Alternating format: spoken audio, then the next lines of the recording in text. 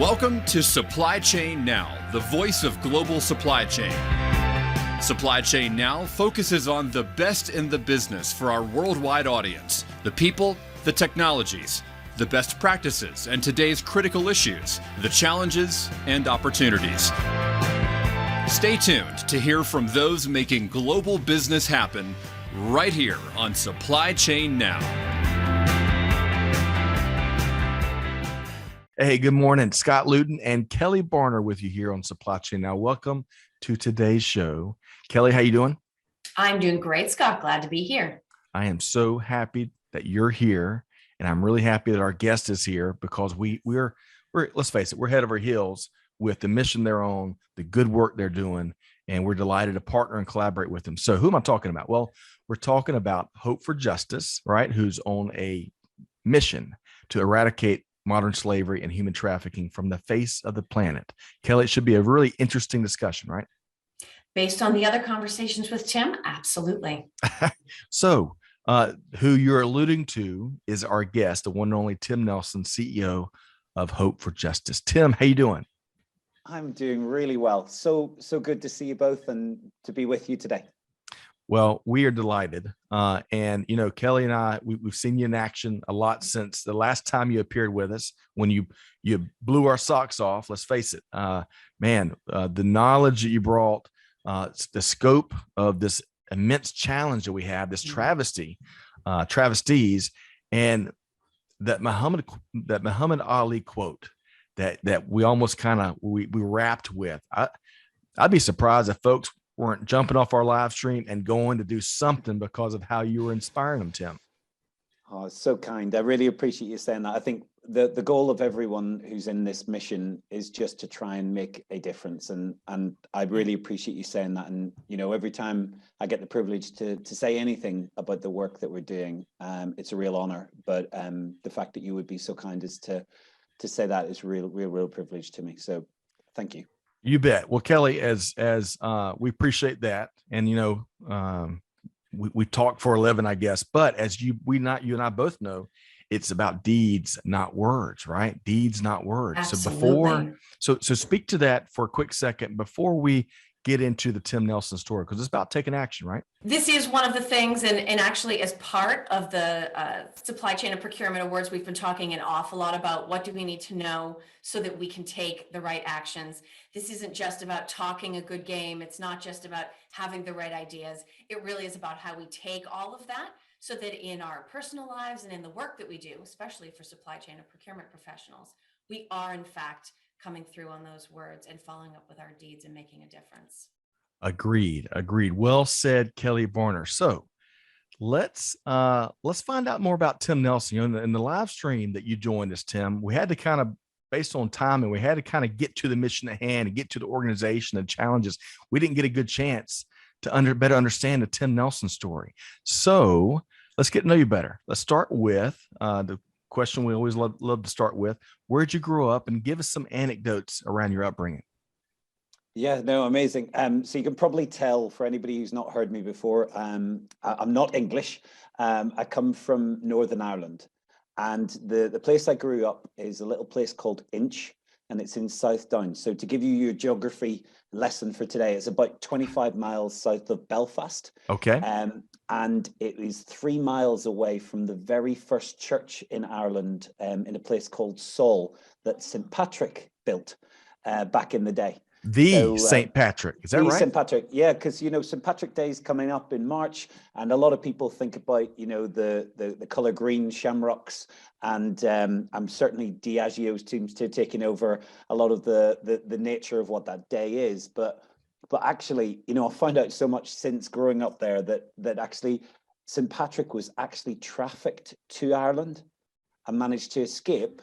And then when he escaped, apparently God called him to come back and bring the message of the gospel. And in the Dark Ages, that the church was only kept alive in Ireland, that then was exported all over the world. So for me, growing up in that area, you can imagine that there is a real sense of culture and history. There's, I grew up at a difficult time, at the time of the conflict that was going on in Northern Ireland. And my dad ran a painting and decorating firm. employed a significant number of men painting hospitals and schools.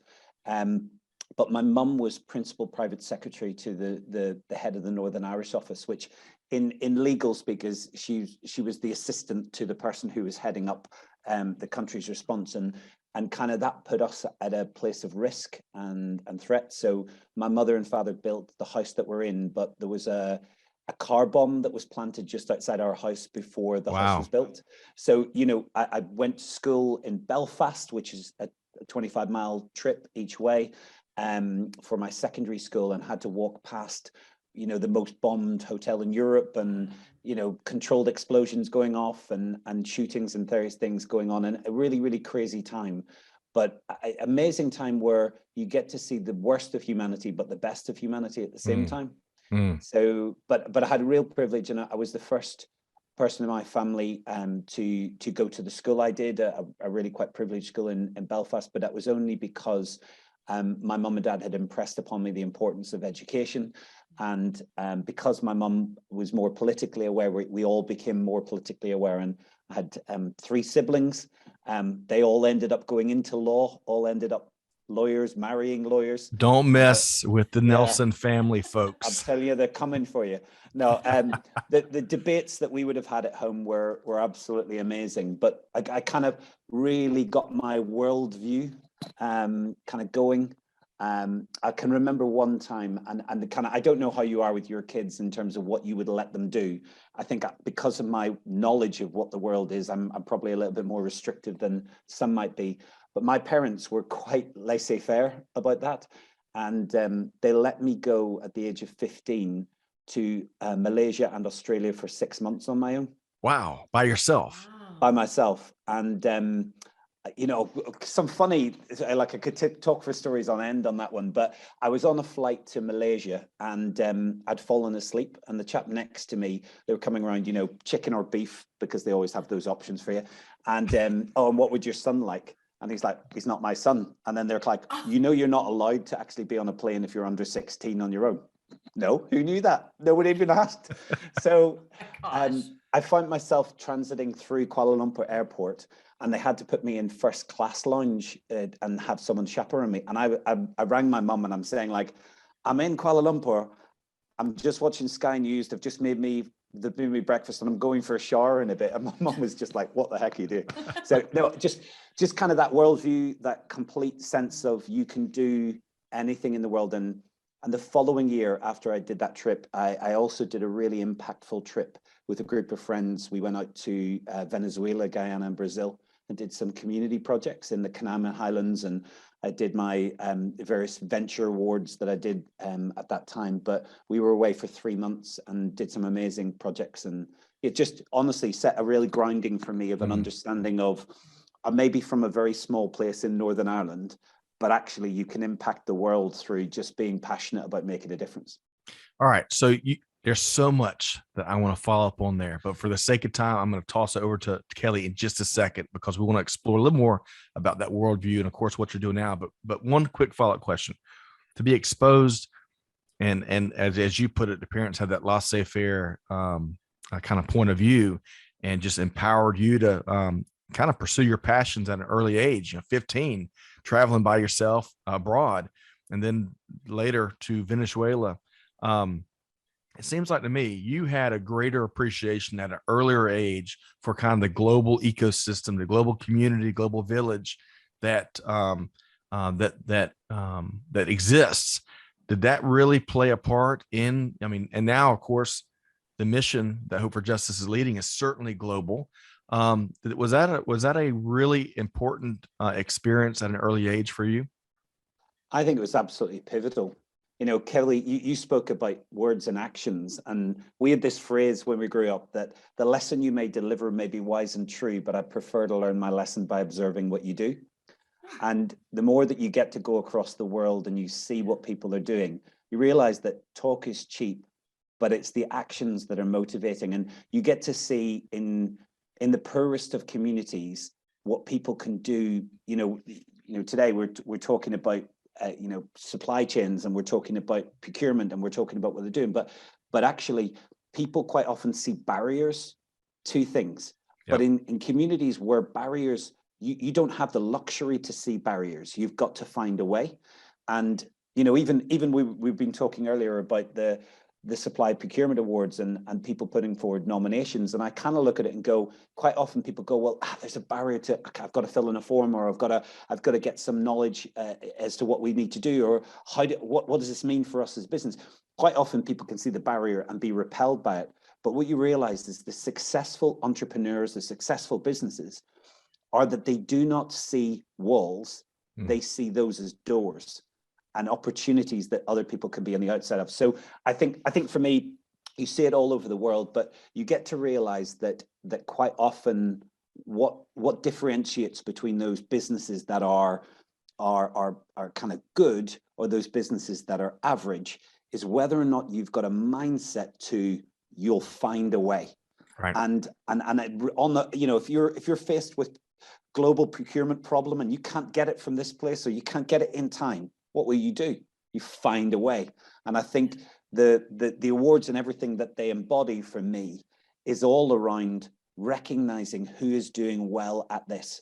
And quite often people can hear that, you know, I don't want to prefer myself, I don't want to big myself up, but I think it's really important for people to understand, people want to buy from a company that actually holds this up as really important. Agreed. Of course, the award you're referring to, the 2022 Supply Chain and Procurement Awards, we're going to talk about that a little bit later in the conversation. All right. So Kelly, I've been hogging all the interview questions, a little tip of the hat to our barbecue discussion. We were talking pre-show. All right. Where are we going next, Kelly? So I actually think we're going to transition from that worldview, Tim, that you grew up with, and it's clearly a deep ethic that's part of who you are. How did you carry that worldview and those experiences into the roles that you held early in your career? Yeah, I mean, I had this crazy experience when I went to university. So I thought I was going to go and be a stockbroker. The rest of my family wanted to be lawyers. I thought, well, let's be a stockbroker. And so I went to study technology with a view to understanding technology and management, and how I could look and focus on high-tech companies. And whilst I was there and getting that understanding, I got heavily involved in community work and what would make a difference in the community to help the poor, the needy, the weak, and the marginalized in the area that we were in. And much to my parents' bemusement, I turned down job offers with some really high-profile stockbrokers in London or in New York. And it kind of really shapes your thinking when the company I would have worked for in London, if I'd taken that job, went bust in the 2001 crash. And had I been and taken the job in Manhattan, I would have been in the Twin Towers when they went down. Wow. And I think that kind of mindset of the choices you make, not the chances you take, determine your destiny. And I think off the back of that, it kind of propels you to want to do more. So I'm staying in the place that I've been to university. I'm looking at what I can do. And I ended up working for, whilst I was at university to support myself, a particular bank and a specific division of the bank that were working with kind of business individuals, commercial clients. And it was a telephone-based service while I was at university to help fund myself on the way through. And when I was finished, I thought, well, why don't I apply to the bank and see if they've got any jobs? Because I've turned down these other jobs and my mum and dad are going to go crazy if I don't end up with something. And I applied to work as a business manager for a retail bank. And normally you have to go through kind of 3 to 5 years of graduate training to get that level, or growing up with 20 years experience in the bank. But they put me through on the test for that role. And because I'd got all this information while I was at university, I knew exactly what they wanted to sell and how they needed to sell it. So they put me into that role, and I was the youngest bank manager in the UK. And in my first year, I finished. Wait, hang on a sec. We got to clarify that. You said the youngest bank manager in all the UK? Yeah, I was 21, just turned 21 in the August, and in the September, I got my first managerial post. So if you can imagine, everyone in the bank hates me because I'm the guy who's just come in, and Johnny come lately, who is this person? I was going to say the kid. They all hate you because you're the kid, right? Absolutely. Yeah. But what I discovered was the bank would let me take people out for breakfast, lunch, and dinner on the bank's tab. And I could go and see any sporting event. I could go and see any music event, as long as I brought customers with me. So I thought, well, nice. Why don't your Yeah. customers become your friends and go with you? Because like we talked about barbecue, like for me, if I can go and take people out for a great meal and basically get to know them, build a relationship, I think that was pivotal for me in understanding that relationship is the oil that business runs on.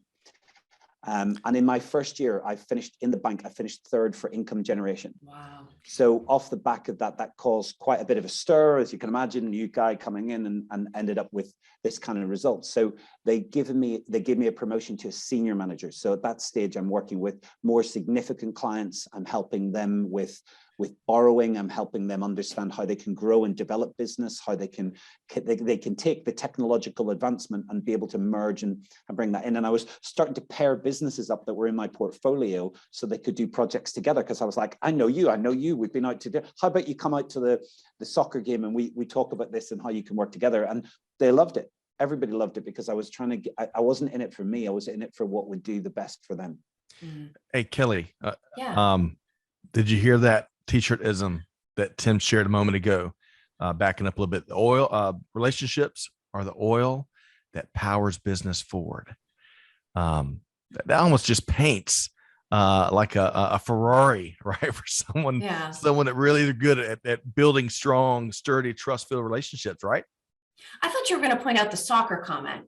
Now, I have to admit, Scott knows Philip Eidson, that I work with closely at Art of Procurement, is a huge, I will say, football fan, because I've been trained. Awesome. I've worked with him for years and years, and I'm thinking, okay, with the accent, I don't think you're allowed to say soccer.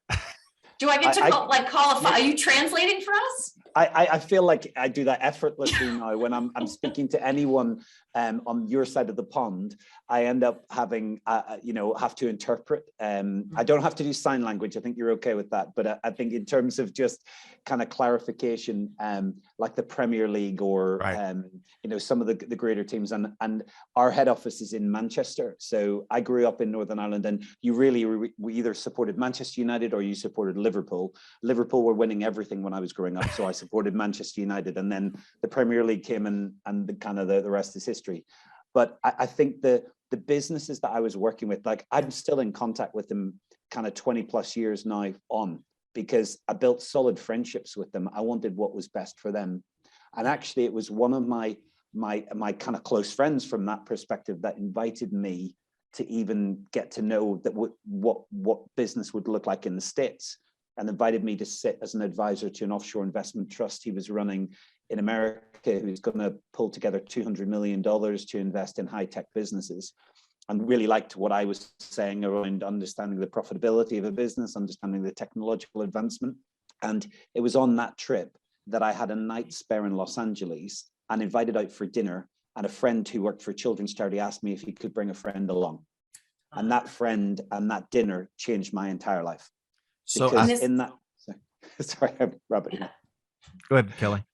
I was going to say, and this is where your journey meets Hope for Justice. Absolutely. Tell us a little bit more about that dinner. Yeah, so it was a good dinner. I don't want to lie. In America, in comparative terms, there are things that people might say that the UK is good for, like castles and history and stuff. But dinners and eating out, you've got that nailed. I think you should at least win some awards for that. But when we went for dinner, this guy was on the phone to Condoleezza Rice, who was working for the Bush administration at the time, and so far away from everything I'm involved in at that time. And he was arguing about the downgrading of India on the human trafficking register. Never heard of it before. And this guy came off the phone, and he'd been talking about girls in cages that had been shipped all over India. And I was questioning him. I was like, what are you talking about? Never heard of anything like this. And he pulled out his camera and showed me the pictures of the individuals he had seen the week before. And his challenge to me was, now that you know about this, what are you going to do about it? Because maybe there are people tonight who are crying themselves to sleep, and they are calling out for someone to help them. And maybe you could be that guy. So for me, I came back to the UK. I spoke to everybody I knew, and a friend of mine had met some folk that were thinking about putting on an event to tell people about the issue, and said, you understand project management, you could help them, you've done events before. And we came along, and kind of there were about 10 of us that came together to put the first event on. We decided we weren't going to do like a town hall or hire a hotel. We went and hired an arena, and we got, my wife and I had to put our house potentially on the line if it went south. Wow. And again, that was a big moment for me because my wife was expecting our first child. We'd bought a piece of land. We built our first house. This was like not the time that you really want to be putting your house on the line. What arena, Tim, if I can ask? It was the NEC arena in a place called Birmingham. Now, not Birmingham, Alabama, right, but Birmingham in the UK. Yeah. And we got 5,884 people to come to our first event.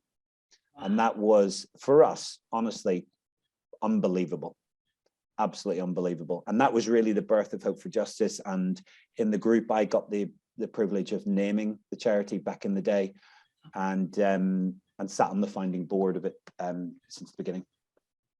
Wow. So you've been there since the very beginning. Yeah, I think there was one meeting before where they were talking about an event that I wasn't at. But when we started talking about where and how and what we would need, you're going to need an entity. What do we do there, and what's that going to do? And I think at the beginning we thought naively, maybe we could just fundraise and send money internationally. Maybe that's a good thing to do. But the more that we realized the complexity of this, we thought we should really start by employing undercover investigators to find individuals held against their will. And it was really profound because the first year that we did that, we rescued 110 individuals. And the youngest victim that we rescued was just 3 months old, trafficked for sexual exploitation.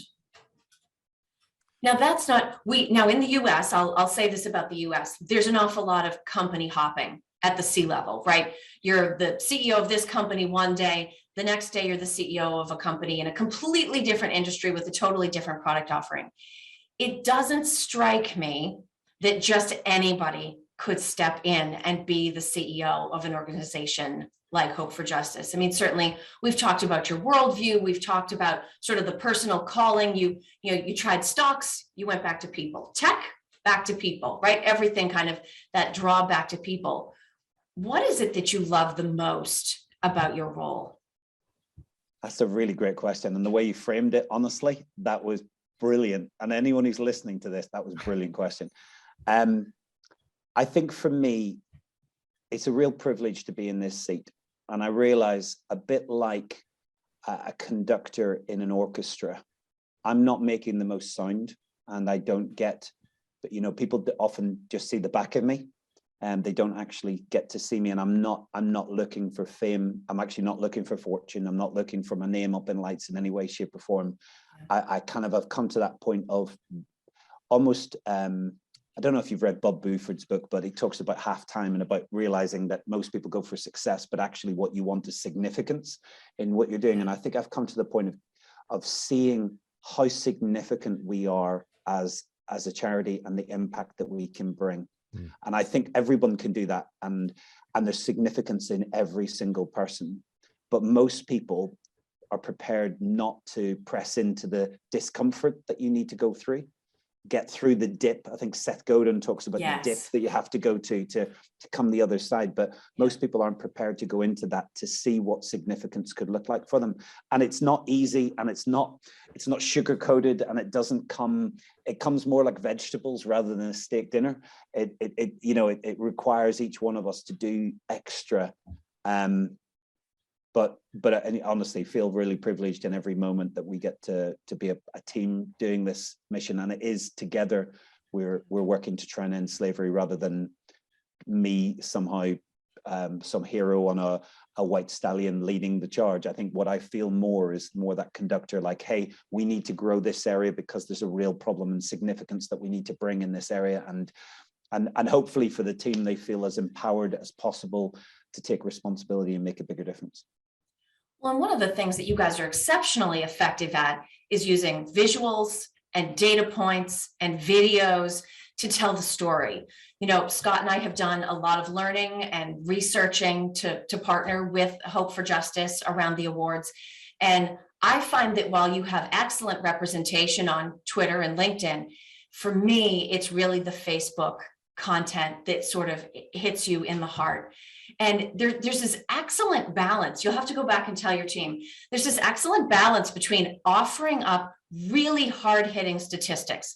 This percent, this many people, the equivalent of the occupants of the state of California, right? Those kind of relatable statistics with the stories of the people that you've managed to rescue or return to their homes and families. When you're at the end of your day and you have sort of that combination of statistics about the challenge you're trying to address, but then the success stories all floating around in your head at the same time, what is it really that's at the core of it for you? Which one of those things is it that drives you forward as you continue doing that conducting? Yeah, I think for me, I had a mentor that when I was growing up, and they told me this phrase, that points are powerful, but connection is key. And you know, numbers, we count the numbers because people count. And therefore, it's important for us to count numbers. But really, you know, the numbers, when we start to get caught up too much in the numbers, we can lose the essence of what we're doing.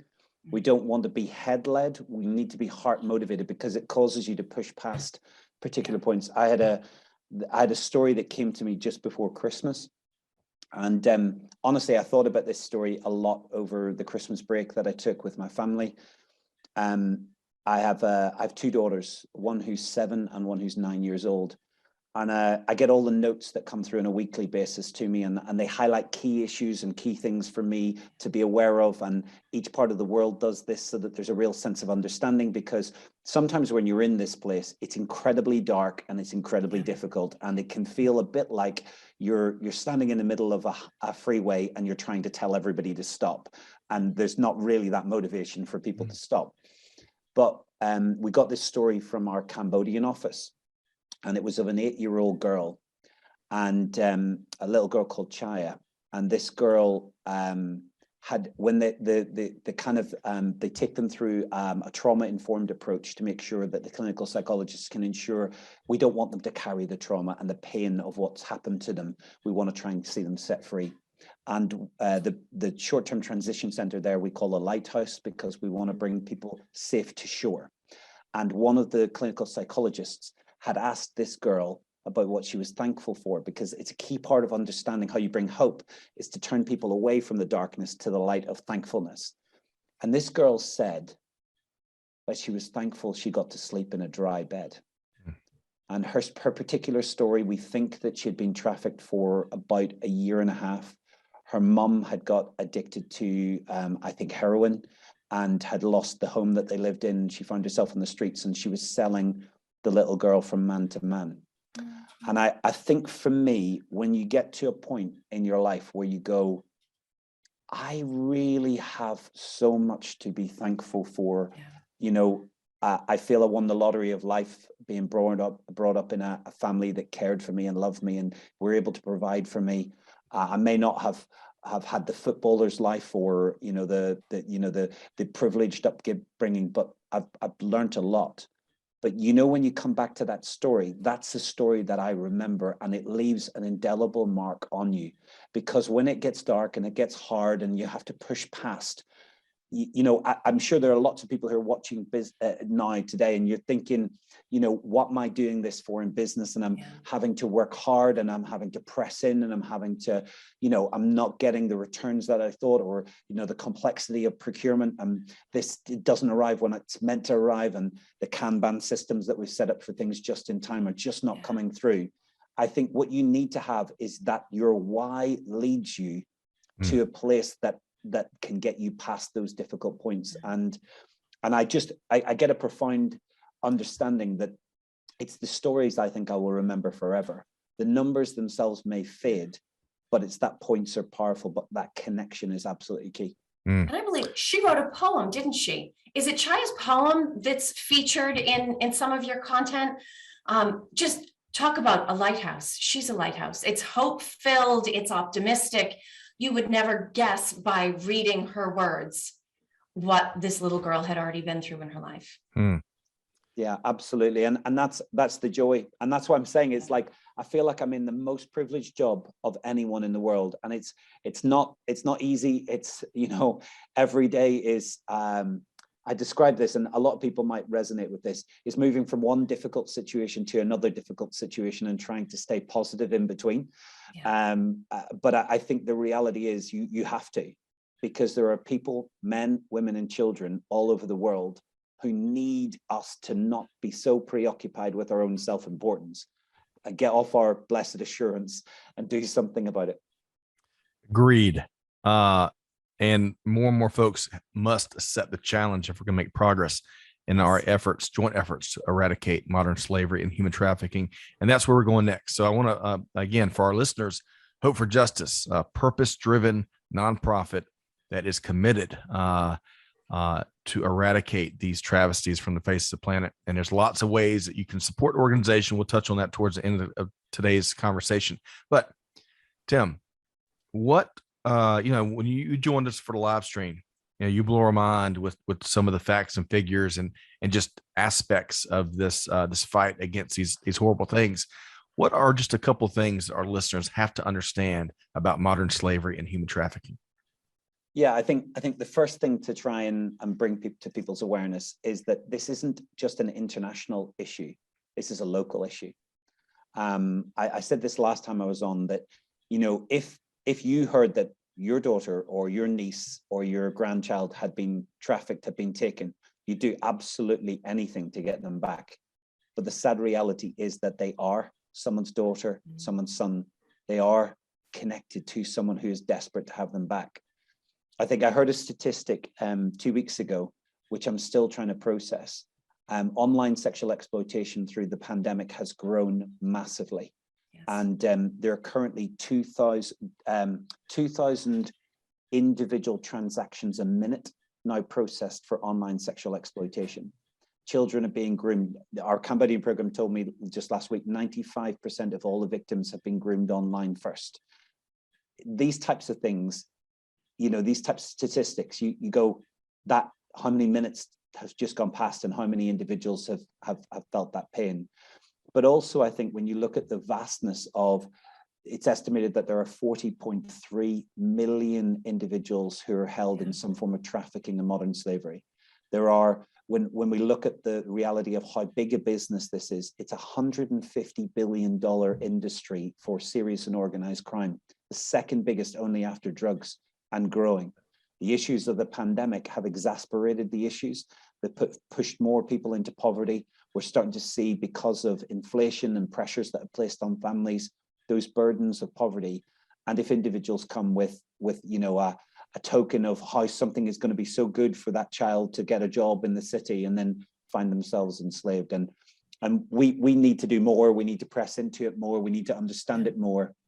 But we're doing all that we can so that those numbers themselves we can push back. But if we added the sum total for the last 12 months, 40.3 million who are estimated to be in slavery, but all the work of every anti-trafficking organization, there was only 118,000 individuals globally found. So we're not even scratching the surface of being able to make a bigger impact. It's mind-boggling. It is mind-boggling. If I can, so Kelly, you have published a recent article. I think it's already been published, and our listening audience is mainly supply chain, procurement, logistics, transportation, manufacturing. Just really quick, Kelly, you kind of offered up three ways folks in the craft, as we put it, can play their part, do their part, really. Can you quickly share those three things? That one was supply chain mapping, I believe, right? Yeah. So share those with you. Sure. So it was really all focused around what we in supply chain would call tier 2, right? So your tier 1 suppliers are the companies you work directly with. You have contracts, you pay them, they give you a product or service. But tier 2 and beyond, we know it's a local issue, as you had pointed out, Tim, but even locally, you can very quickly get to multiple tiers of the supply chain. So it actually has less to do with how many businesses away from your company this problem exists at, and it has more to do with how much visibility you have into anyone's operation. And as we've also learned, really any place that's busy with legitimate supply chain activity, legitimate human travel and transportation also becomes a hotspot for human trafficking. And so what I had written about in that article is how companies have to push beyond tier one. And it's not just enough to go to your first tier supplier and say, hey, do you have human trafficking or modern slavery in your supply chain? That's too surface. It needs to be, okay, let's you and I talk about expectations or how we're going to manage relationships, how I manage you, and therefore how you should manage your suppliers. But how closely are you really looking into your supply chain? Do you trust your suppliers, right? How much information do you have? How much visibility do you have? And it's very hard because a lot of times where we think these problems probably exist are not exactly where they do. But I would be willing to bet that in the most serious cases, in the cases that need to be addressed most urgently, we have a sense, right? If you had to guess where's the trouble, we kind of know where to start. So what are you doing in those areas to work with multiple tiers of supply partners to not just say, I have a lingering concern over there. It's sort of like once you saw those pictures of the kids in cages, you can't just say, oh, that's really sad and go on with your day. Right. Once you're confronted with that, it's okay, I have this information. And so therefore, what am I going to do? As you said earlier. Kelly, on the money. Thank you for sharing. Because we got to take action. We got to take action. We can't turn a blind eye because we're gonna touch on this in a minute. But supply chain practitioners are in a unique position. We'll talk more about that. But all right.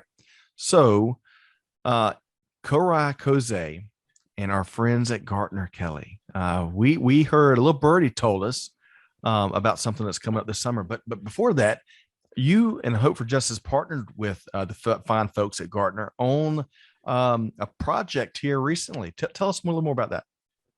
Yeah, no, again, I mean, there's sometimes in life you get honors and you get privileges, and I don't want to understate that or overuse that phrase, but I think for Gartner to invite us to come in and share what we're doing with businesses on Slave Free Alliance, really a really humbling experience, and kind of really want to thank them for that amazing privilege. We talked a good bit around what we're doing and how we are helping businesses to try and deal and tackle with this issue. Kelly's so right in terms of how complex this issue can be perceived, but you can break it down into simple, manageable things that you can target response to. And I think from my perspective, the key element we talked about with Gartner was around the gap analysis, around the ability to be able to go through and do a deep dive on almost like a litmus check on your procurement. And I think what we want to try and do is test the principles, test the knowledge and the understanding, because we know nobody's got it perfect. But we know that there's so many companies who would tell us we don't have an issue, which itself is the issue. Right. Because it's not a question of if you have slavery in the supply chain of your business.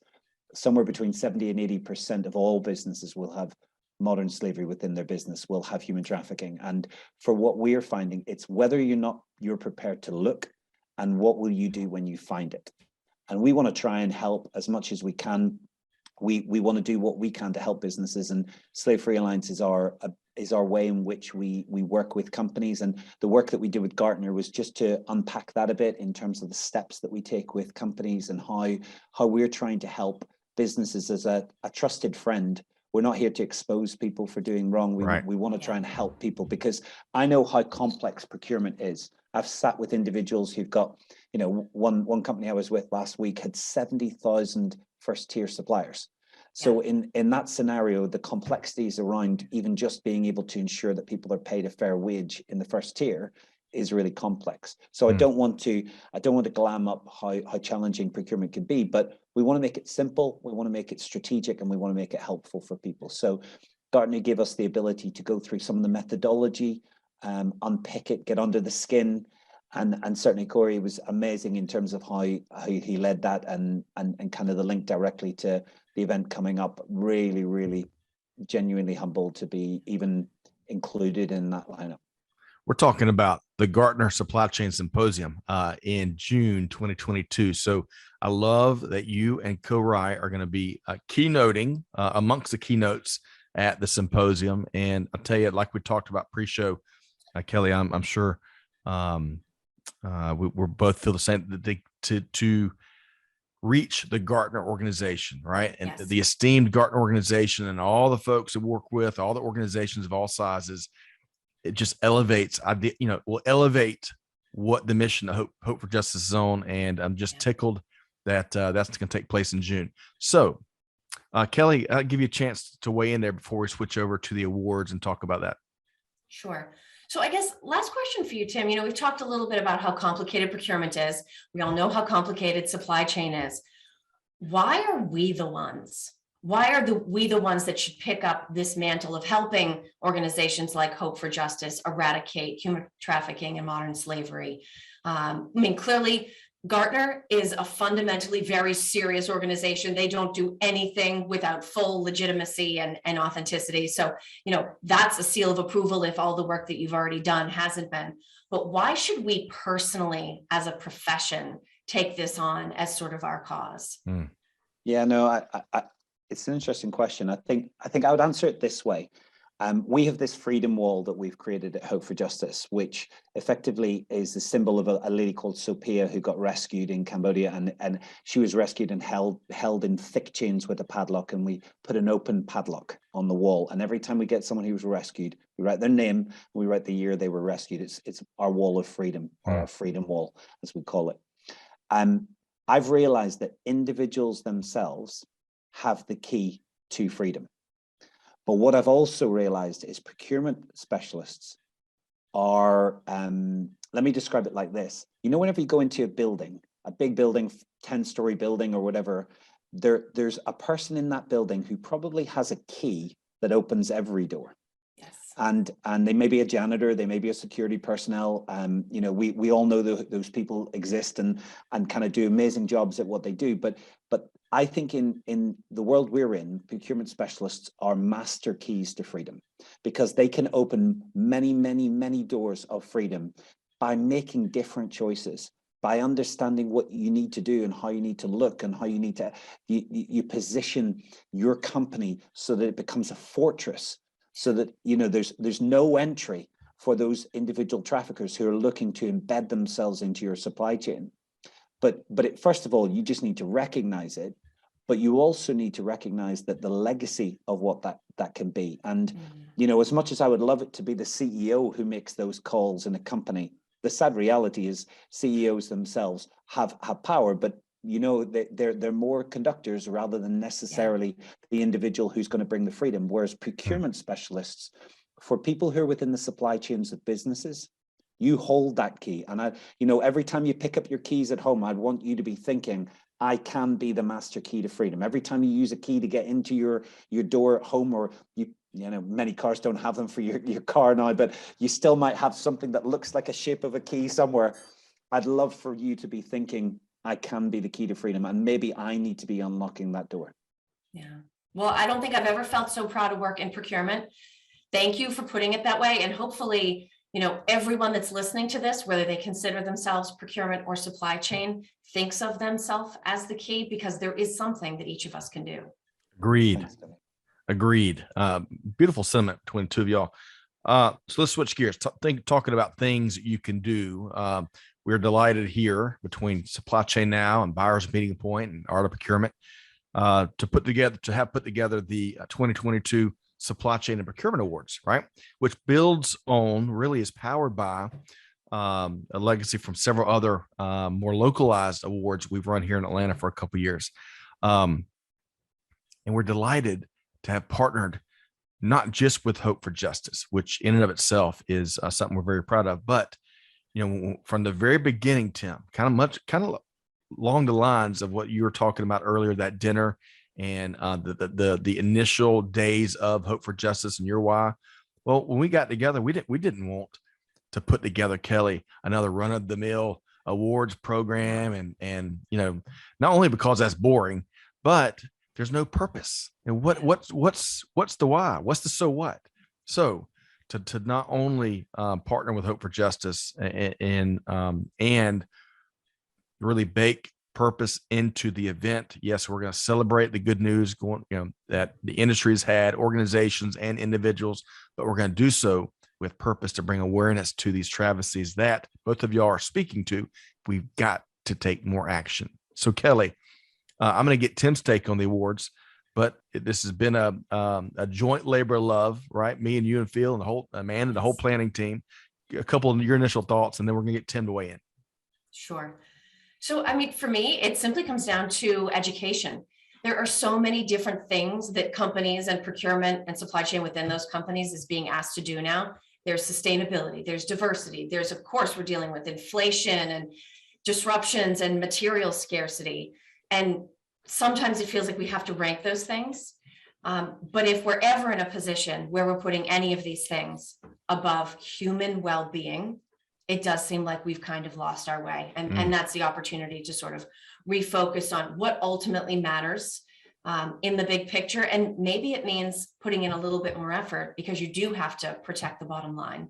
But finding that little bit of extra energy or time or effort to also make sure that to the best of our ability, we're rooting out human rights abuses where they exist. That has to be front and center in everything that we do.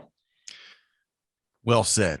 Very well said, Kelly. And I'm proud to partner, continue really our business relationship and collaboration with this new vehicle. So Tim, I'm not sure if you could say put it much better than what Kelly just shared, but if anyone can, Tim Nelson can. So Tell us, what are your thoughts on these awards, and more importantly, the purpose behind it?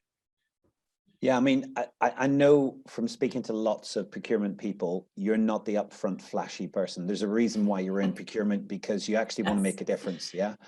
And I think sometimes awards can sometimes feel a little bit like disingenuous to who you are and the impact that you bring. But let me tell you that you need to celebrate what you need to replicate. And that as you get celebrated through the awards, it replicates what other businesses will see as important. It lifts up a standard. And sometimes that's what needs to happen in a place for people to realize that, you know, when things aren't great or they need to change, you need one person to stand up from amongst them who celebrates that win, celebrates the difference and impact that you're bringing. I think for many procurement individuals, they struggle to get what they're doing on the agenda of the C-suite level that they're in, or struggles to get it across on the agenda when, as Kelly has said, there's so many things competing for noise and traction of people's attention. But if you're that company who ends up getting an award and you go back to work, the PR guys are going to love you. The boss is going to want to come down and make sure he's there or she's there to take that award and kind of celebrate the company. But I genuinely think it should be that every company wants to have a piece of this. Every company wants to buy in. These things only work when people buy into the nature and need that we have for everyone to lend their bit. And no one raindrop ever felt responsible for the flood, but it takes each one to come together in a combining impact. And it can bring a tsunami of hope across so many people's lives. But it takes you to go, yeah, I will go. I'll test this. I'll see what this is like for my company. And I'd encourage anyone who's listening, or if you know someone and you're listening, that you go, hey, that guy needs to hear this message, or that girl needs to hear this message because their company's doing something that's effective. We want to lift up companies so that we can be able to encourage more companies to understand what's important. And, you know, culture shifts when people start to focus on intentionally what they need to develop. And like a photograph, if I leave you this image, you know, you get a photograph and it develops and your image that you see comes alive. And I think if you focus on this and we can see this develop, and my hope is that this, in 50 years time, we're talking about what an impact this was. And can you believe where we've come in 50 years? My aim for where you're at and the businesses that you represent is that you all want to be a part of this. Why wouldn't you? Why wouldn't you want to be responsible for making a bigger impact? Yes, and yes. And that's why we've partnered with Hope for Justice. Right. No kidding. That's it right there. It really is. So folks, you heard it straight from me and Kelly, and of course our partner, Tim Nelson. a couple of examples. So when we talk about the 2022 Supply Chain Procurement Awards, first off, you can learn more. This will be in the show notes, but supplychainprocurementawards.com. It's just that simple. We've got 9 different award categories, such as Deeds Not Words Leadership Award, because we're all speaking to action here. Gosh, you heard Tim and Kelly eloquently put it. We've got a Building Sustainable Future Award, Champions of Humanity Award, which I think was maybe one of my favorites. Reimagining the Power of Procurement, Technology Trailblazer, Delivering Change through Digital Transformation, Building a World-Class Logistics Ecosystem, and finally, the Unsung Hero Award, because if there's anything in global supply chain, goodness knows, it's a tons of unsung heroes. So learn more, supplychainprocurementawards.com. Get those nominations in. March 1st is the deadline. And as with any event, the nominations will fuel our ability to not only provide resources, because all the nomination fees are being donated to Hope for Justice. So not only are you and your company going to get some visibility, but you're making a very charitable donation to support a nonprofit that is highly regarded with probably plenty, but Charity Navigator is one that I look at regularly. And Tim, your ears should be burning because they're big fans of y'all's work. Yeah, no, I appreciate these. You know, in many ways, the NGO world or the nonprofit world, credibility is everything. Yes. And when organizations come alongside and they give you an award or commendation, it makes a significant impact. And you know, the Charity Navigator are one of those individuals, but these awards are the embodiment of that, because you want to be having these awards. It's like a kite mark for who your business is and who you are as an individual. So yeah, I know we're talking Hope for Justice now, but I want to turn it back to the individual themselves and the importance that they have, because I think in the same way as people look at Charity Navigator and they say, hey, Hope for Justice is doing a great job in where we're at and demonstrating accountability, openness, transparency in everything we're doing. I want that for people's businesses, and I want that through these awards. I really do.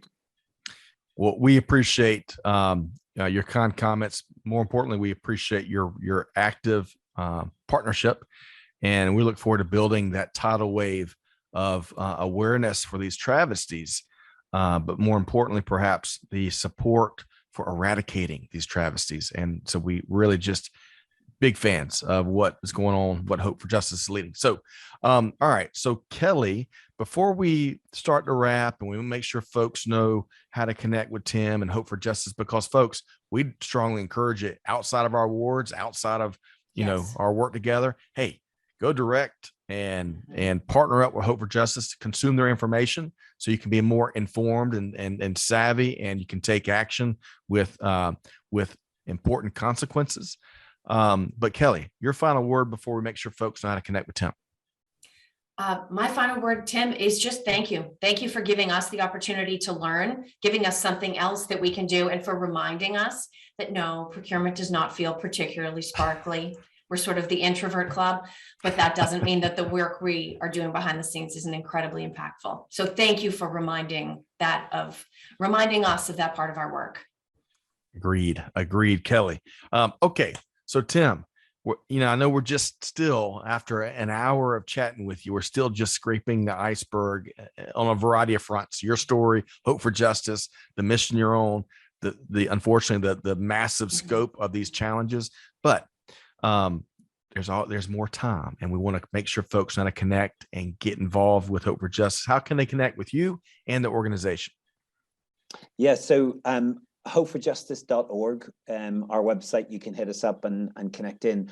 But I want to connect with people. You know, I talked about relationships, and I think LinkedIn is the best way to do that. I manage my own LinkedIn profile, so you come through to me rather than come through to a machine. But I think go on Tim Nelson and find me on LinkedIn. But if you go on our website, you can also link directly to my LinkedIn off the profile that's on there. You know, you can follow us on Facebook, Twitter, Instagram. I think MySpace is gone. It used to be a thing, but no, just in general, I think we're on all the platforms, the main platforms that you could normally connect into. But if there's anything that's burning and someone wants to talk about it, or maybe you're that guy who won the lottery last night, and you're just kind of burning as to what you're going to do with the money that you got. Like, don't worry, we can help you. There's a way that we can find a platform for you to help. But in all seriousness, we just want to connect with people, build relationally. We're not in it for a spasm of passion. We want long obedience in the same direction. So any relationship that we can connect in on would be amazing. Wonderful.